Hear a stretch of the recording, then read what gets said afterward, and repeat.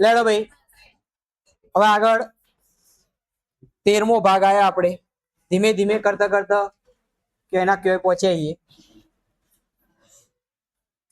જુઓ ચલો, 0 અને 50 વચ્ચેના અયુગ્મ પૂર્ણાંકોનો સરવાળો શોધો. હવે આવા અયુગ્મ પૂર્ણાંક કેટલા પણ આપણને ખબર નથી. હવે વાસ્તવમાં સંખ્યા કેટલી હોય તો 0 થી 50 ની વચ્ચે સંખ્યા કેટલી થઈ? આમ તો 51. આમ તો 1 થી 50 એટલે 50 અને 0 એટલે 51 થાય. સંભાવનામાં આવી ગયું ને આપણે આવું તો. પણ આપણે 1 થી ગણવાનું ચાલુ કરીએ તો 1 થી 50 માં ટોટલ 50 સંખ્યાઓ તો અડધી અયુગ્મ અને અડધી યુગ્મ. તો અયુગ્મ સંખ્યા કેટલી થાય? તો આપણે S25 શોધવાનો થાય. S25. પણ ડાયરેક્ટ આવો ધંધો કરાય નહીં, બતાવવું પડે આપણે. અહીં 0 અને 50 વચ્ચેના અયુગ્મ પૂર્ણાંકો કયા કયા થશે? 1, 3, 5 થી છેલ્લું પદ 49 થશે. તો આનો એ લખવું હોય તો પહેલું પદ 1, ડી 3 - 1 2, અને આનું છેલ્લું પદ અંતિમ પદ આપણને an આપેલું 49 આપેલું. ચલો an શોધવા માટેનું સૂત્ર આપણી પાસે શું હોય? a + n - 1 d બરાબર 49. એની જગ્યાએ કિંમત શું મૂકીશું? 1. n આપણે જાણતા, d કેટલો આપ્યો? બરાબર 1 નો એરોપ્લેનમાં બેહાડીએ તો પેલી બાજુ જાય તો 48 વધે. 48 અને જટિયા ચાલી નીચે જવા દઈએ તો 48 ભાગ્યા તો વધ્યા કેટલા? 24. તો n બરાબર 25. તો આવા અયુગ્મ સંખ્યાના 0 થી 50 ની વચ્ચે કેટલી સંખ્યાઓ મળશે? 25 સંખ્યાઓ મળશે. હવે એ 25 સંખ્યાનો સરવાળો કેટલો થાય એ સરવાળો આપણે શોધવાનો. તો સરવાળો શોધવા માટે આપણે Sn બરાબર સૂત્ર વાપરીએ n/2 a + an. આ સૂત્ર વપરાય. હવે n ની જગ્યાએ મૂકવાના કેટલા? 25. 25 ભાગ્યા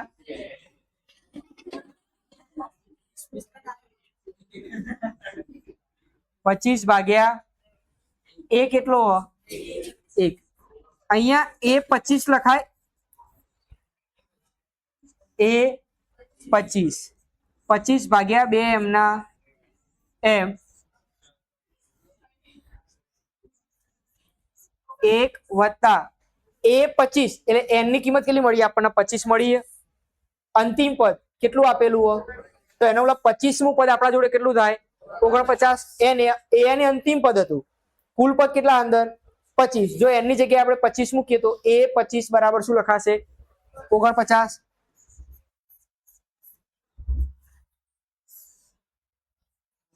પચીસ ભાગ્યા અહીંયા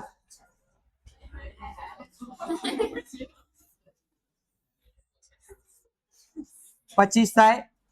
25 નો વર્ગ 325. આમ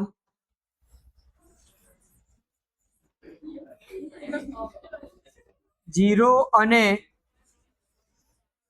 50 વચ્ચેના અયુગ્મ પૂર્ણાંકોનો જપી જજે હો, તું જપી જજે. 625 થાય. કેટલો થાય? 625 થાય.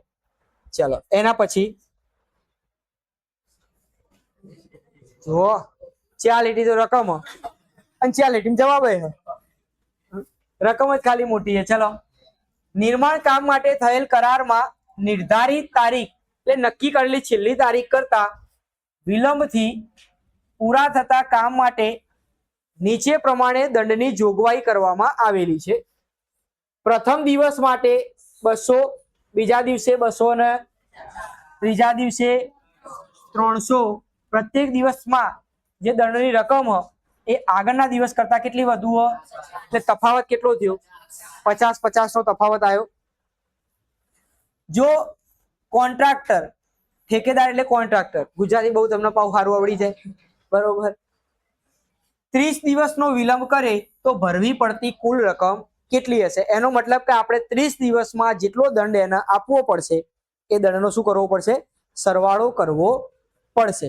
તો S30 આપણે શોધવાનો થાય. અહીંયા આપણને S30 શોધવાનો કયો? ચલો, તો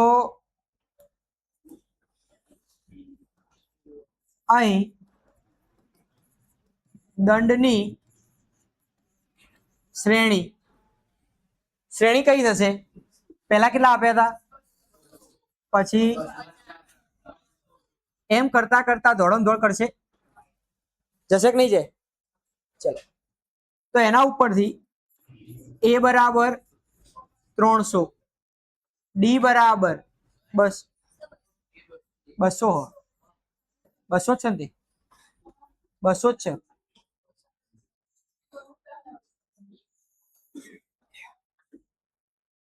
શું થયું? A 200, D 250 માઇનસ, તો જવાબ 50.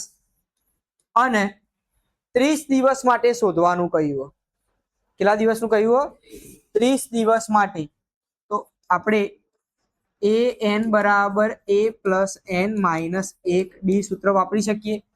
n બરાબર કેટલા કયા? ચલો, n ની જગ્યાએ 30 મૂકો અને જેટલું જાણીએ છીએ બધી કિંમત મૂકી દઈએ. a ની જગ્યાએ 200 પ્લસ 30 માઇનસ d ની જગ્યાએ 200, 30 માઇનસ 1 29 ગુણ્યા 200 વત્તા 1500 માં બાદ કરીએ 50 એટલે 1450. કઈ રીતે કર્યું મેં? આના 30 વડે કરો પહેલા તો 1500 થાય, પણ આપણે 29 વખત જુઓ તો 150 શું કરી દીધા? બાદ, એટલે 1450. 1450 માં 250 200 ઉમેરીએ 1650 થઈ ગયું. ચલો, હવે આપણે શોધવાનો S30. તો હવે Sn બરાબર n/2 a પ્લસ an વાળું સૂત્ર હતું આપણા જોડે, અંતિમ પદ આપેલું આપણને જુઓ તો આપણે અંતિમ પદનું સૂત્ર વાપરીશું. તો કિંમત મૂકો, n ની જગ્યાએ 30, S30 30 ભાગ્યા a વત્તા a30, a વત્તા a30,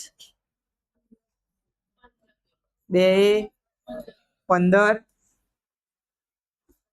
15, a ની જગ્યાએ 200, a30 1650, 15 ગુણ્યા 1800 ને 185 ગુણ્યા 15, 185 ગુણ્યા 15 માં 185 ગુણ્યા 27750. આ 30 દિવસ પછી આટલી રકમમાં સોલણા હશે, બરોબર, આટલી આપવી પડે તો છેલ્લે લખવું પડશે. આમ 30 દિવસ બાદ 27,750 રૂપિયા દંડ ચૂકવવો ચૂકવી દે છે. લોટ પૈસા આવો. એક શાળામાં વિદ્યાર્થીઓની સમગ્ર શૈક્ષણિક પ્રદર્શન માટે આખા વર્ષમાં છોકરું મહેનત કરતું હતું અને એ પ્રદર્શન માટે 7 ઇનામો આપ્યા. કેટલા આપ્યા? 7 ઇનામો આપ્યા.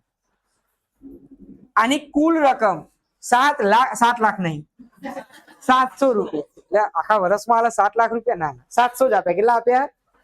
એમના મીંડા વધી ગયા હતા ભૂલથી. જો પ્રત્યેક ઇનામ અગાઉના ઇનામ કરતા કેટલું હોય તો પ્રત્યેક ઇનામની રકમ શોધો. શું આપણને ખબર? આપણે એવું કહીએ કે પહેલું ઇનામ 200 હતું તો બીજું 180, એનાથી આગળ 20 ઓછા કરીએ તો 160, એનાથી આગળ ઓછા કરીએ તો 100. પણ આપણને પહેલું ઇનામ તો ખબર હોવું જોઈએ. આપણે જાણતા, જ્યારે આપણે ના જાણીએ ત્યારે આપણને કોઈ રોકી શકે. ધારો કે પ્રથમ ઇનામ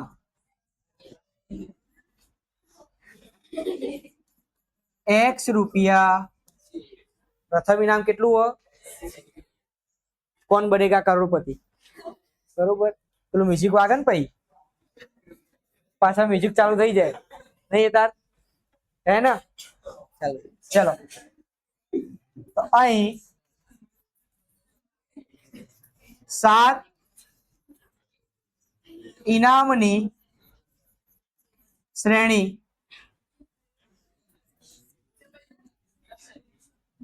7 ઇનામની શ્રેણી કઈ થશે ભાઈ? 7 ઇનામની શ્રેણી બનાવી હોય તો પહેલું ઇનામ કેટલું હતું? x.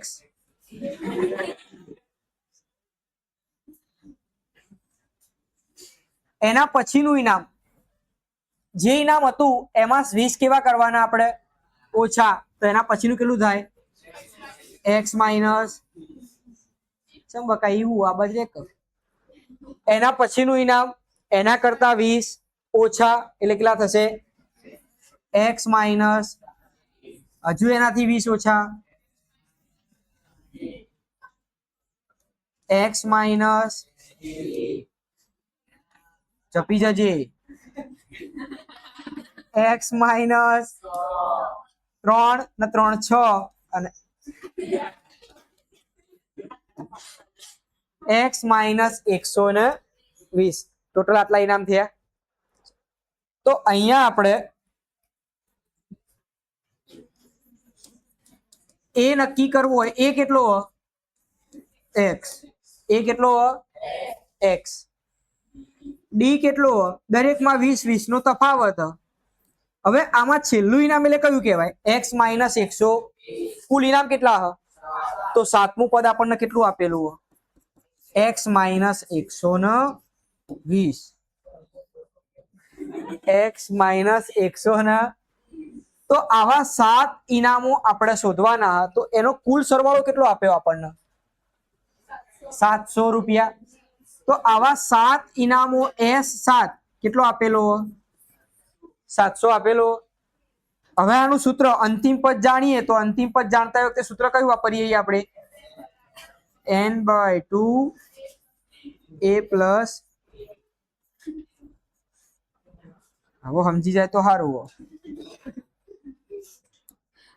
ચલો સૂત્ર વાપરો. 7/2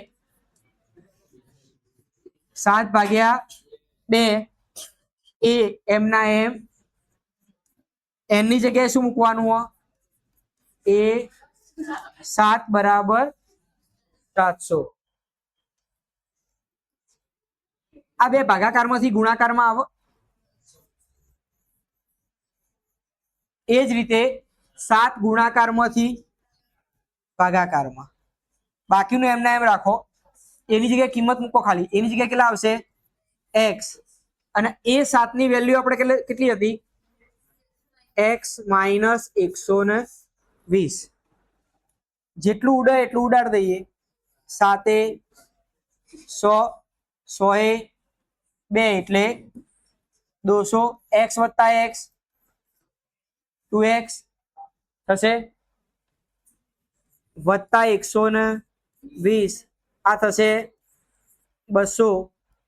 120 જમણી બાજુ જાય તો 2x, બાદ બાકી કરીએ તો માઇનસ. અહીંયા માઇનસ હતા એટલે પેલી બાજુ જાય તો પ્લસ થશે. માઇનસ જ છે, માઇનસ જ લખ્યા. પેલી બાજુ જાય તો 320 તો x બરાબર 100. હું તમારું ધ્યાન ચેક કરું. જાગતા રહો. ટાઈમ એવો હ આમ 7 ઇનામો અનુક્રમે ભાઈ 7 ઇનામો અનુક્રમે કયો થાય? પહેલું કયું આવ્યું? 100 ને એમાં 20 ઓછા કરો, 120 ઓછા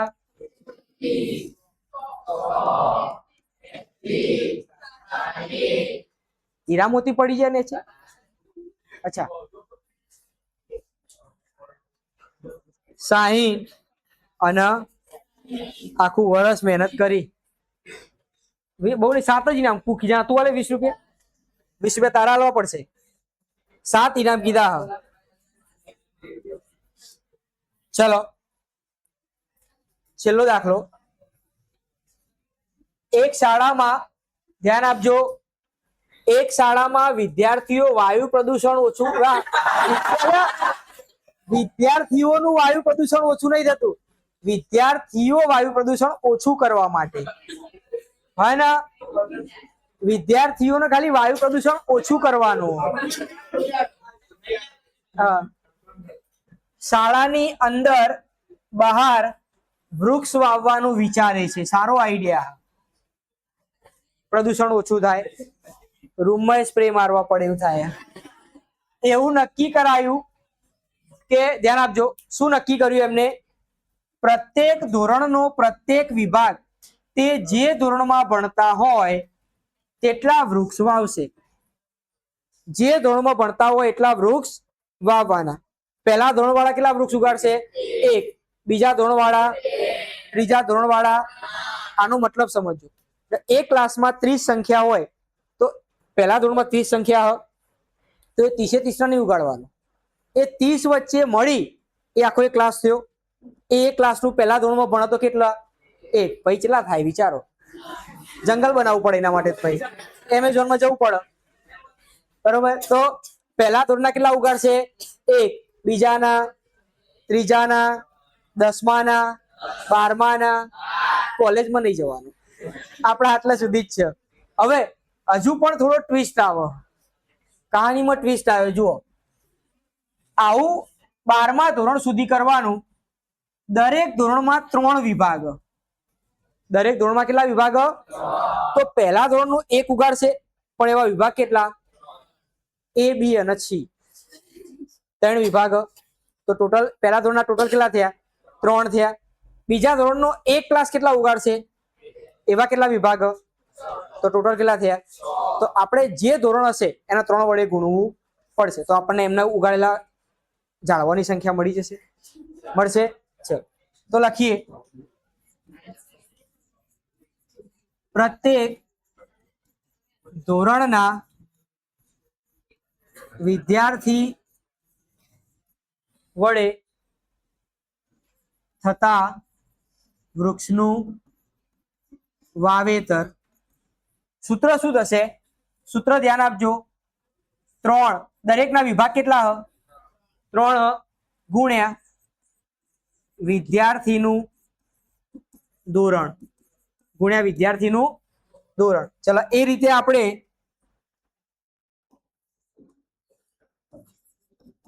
ધોરણ 1ના વિદ્યાર્થીઓ વડે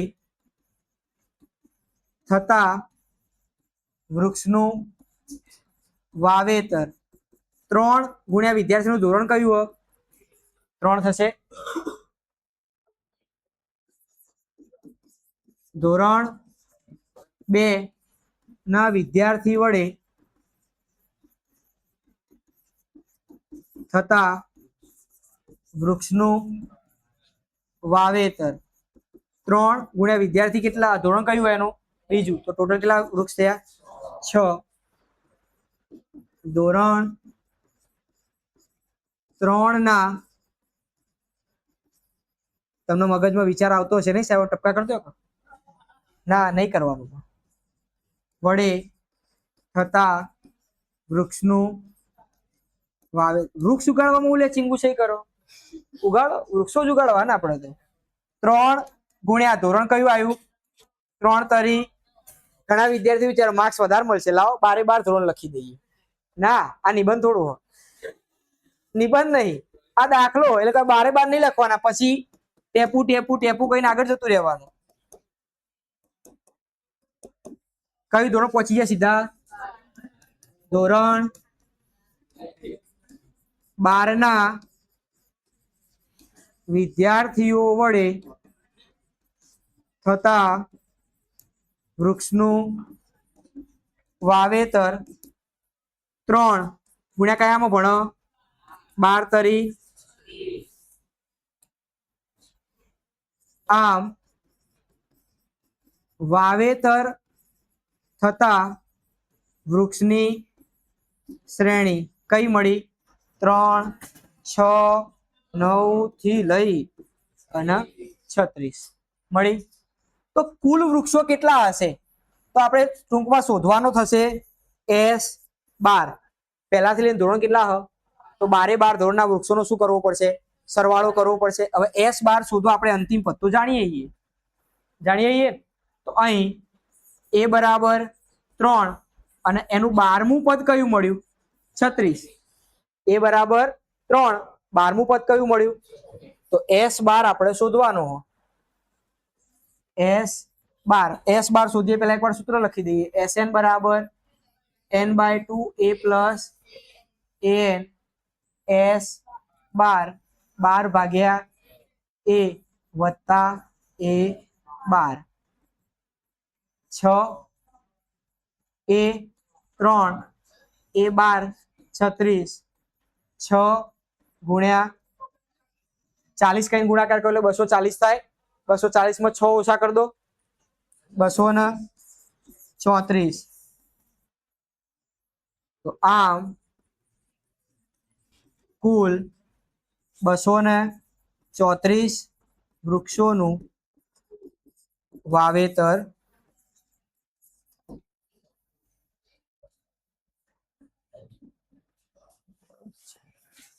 નહીં.